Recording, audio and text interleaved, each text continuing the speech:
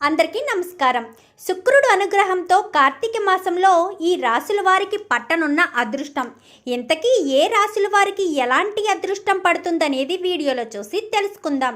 వీడియోలోకి వెళ్లే ముందు మాతో చిన్న రిక్వెస్ట్ అండి, వీడియోని లైక్ చేయడం, షేర్ చేయడం మర్చిపోకండి.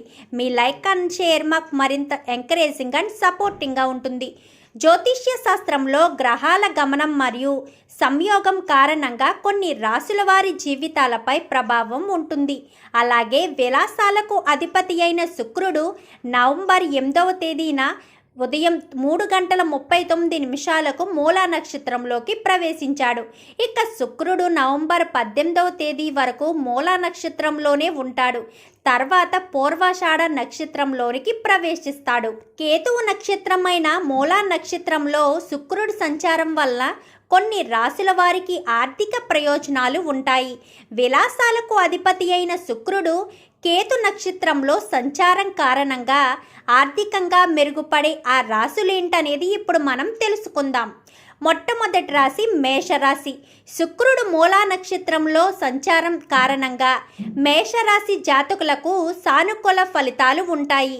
ఈ సమయంలో వీరికి కుటుంబ సభ్యుల నుండి పూర్తి మద్దతు లభిస్తుందనే చెప్పుకోవచ్చు.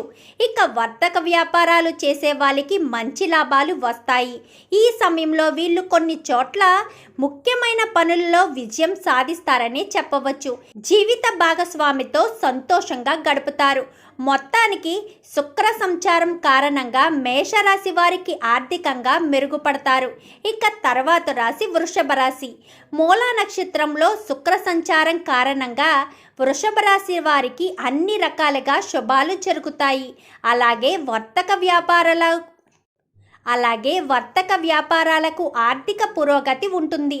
పెట్టుబడులు పెట్టాలి, కొత్తగా ఏదైనా వ్యాపారం మొదలు పెట్టాలి అనుకునే వారికి ఇది మంచి సమయం అని చెప్పుకోవచ్చు. వృషభ రాశి వారు ఈ సమయంలో శుభవార్తలను వింటారు. ముఖ్యంగా ఈ సమయంలో ప్రయాణాలు చేయడం వల్ల కొన్ని ప్రయోజనాలు చేకూరుతాయి. ఇక విద్యార్థుల విషయాలకొస్తే పోటీ పరీక్షల్లో రాణిస్తారు. ఇంకా తర్వాత రాశి చివరి రాశి కన్యా రాశి. కేతు నక్షత్రమైన మూలా నక్షత్రంలోకి శుక్రుడు సంచారం కారణంగా కన్యా రాశి వారికి బాగా కలిసి వస్తుంది. ఆదాయం రెట్టింపవుతుంది. నూతన వర్తక వ్యాపారాలు ప్రారంభించిన వారికి మంచి లాభాలు వస్తాయనే చెప్పవచ్చు. ఆర్థిక పురోగతి కూడా ఉంటుంది. ఈ సమయంలో శత్రువులపై విజయం సాధిస్తారు. అంటే ఎవరైతే వాళ్ళని అణగతొక్కాలని అనుకుంటారో వాళ్ళపై విజయం సాధిస్తారని చెప్పవచ్చు. ఇక కన్యా రాశి జాతకుల వైవాహిక జీవితం సంతోషంగా సాగుతుంది. మొత్తం మీద కన్యా రాశి జాతకులకు ఇది అదృష్ట సమయం అనే చెప్పుకోవచ్చు. చూసారుగా, శుక్రుడు అనుగ్రహంతో కార్తీక మాసంలో ఏ రాశుల వారికి అదృష్టం పట్టబోతుందనేది. వీడియో నచ్చితే లైక్ చేయండి, ఛానల్ని సబ్స్క్రైబ్ చేసుకోండి. పక్కనే ఉన్న బెల్ సింబల్లో ఆల్ పై క్లిక్ చేయండి. ఎలా చేయడం వల్ల అందరికంటే ముందుగా చూడగలుగుతారు.